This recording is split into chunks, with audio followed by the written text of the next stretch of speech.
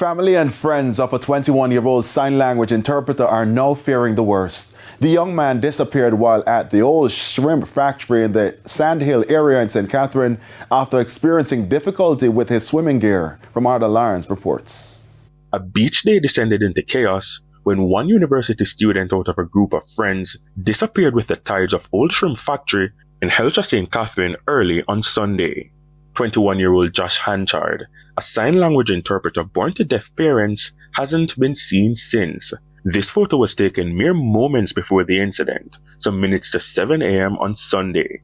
Abraham Aiken, his best friend who was with him at the time of the incident, recalls the moment he realized there was an issue.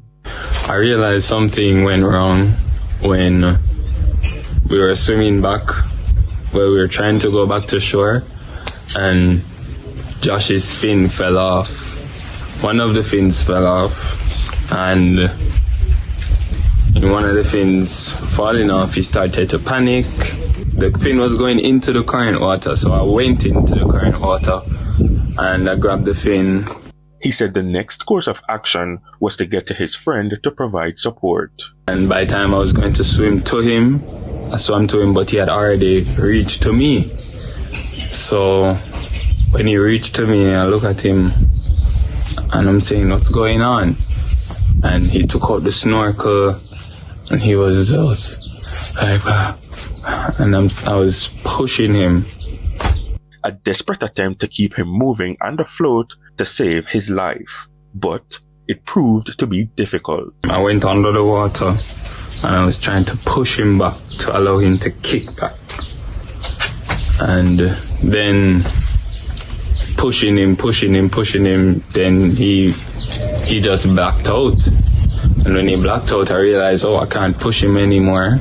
And that's when the ordeal, which was already chaotic, got even more challenging.